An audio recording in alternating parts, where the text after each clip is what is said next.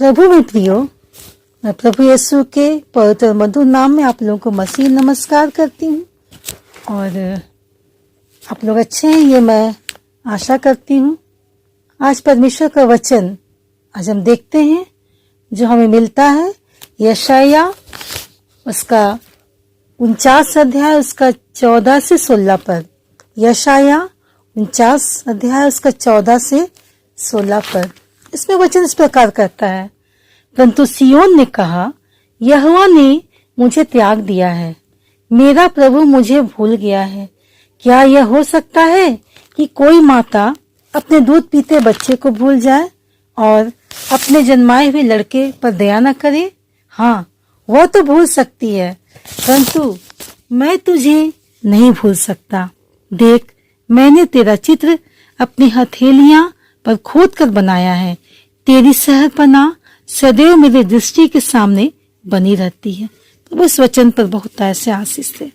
जी हाँ, आज जिस वचन पर हम मनन कर रहे हैं, चर्चा कर रहे हैं, वचन स्पष्ट रूप से हमें ये बताने की कोशिश कर रहा है। कितनी बार ऐसा होता है कि हम दुख में, विपत्ति में, संकट में जब हम रहते हैं, उस समय हम सोचते हैं कि परमेश्वर हमें छोड़ दिया है या हमें भूल गया है।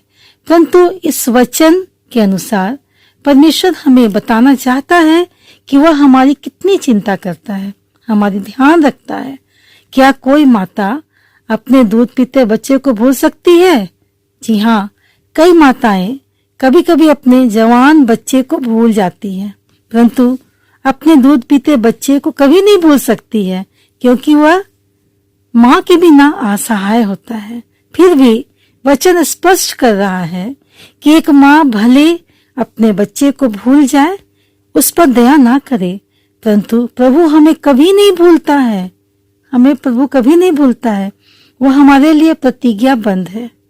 अगर हम यशाया 54 अध्याय उसका 10 पद पढ़ते, उसमें लिखा हुआ है, चाहे पहाड़ हट जाए और पहाड़ियां टल जाए, तो भी मेरी करुणा तुझ पर से कभी ना हटेगी और मेरी शांतिदायक वाचा ना टलेगी। यहोवा जो तुझ पर दया करता है, उसका यही वचन है। आमीन। जो प्रभु से लिपटे रहते हैं, जी हाँ, जो प्रभु से लिपटे रहते हैं, जो उस बच्चे के समान भरोसा रखते हैं, प्रभु के ऊपर एक बच्चे के समान भरोसा रखते हैं, प्रभु उनको अत्यधिक उनका ध्यान रखता है।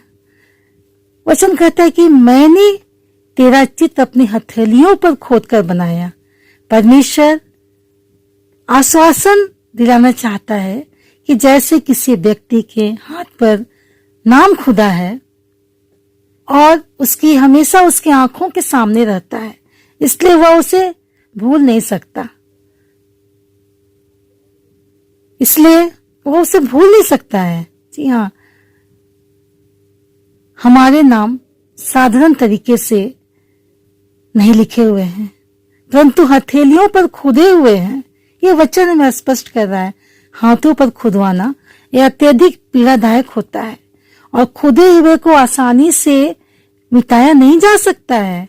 किसी व्यक्ति का चित्र या नाम हाथ पर खुदवाना वह उस व्यक्ति से अत्यधिक प्रेम को दर्शाता है। जी हाँ, फिर सोचिए परमेश्वर हमसे कितना प्रेम करता है।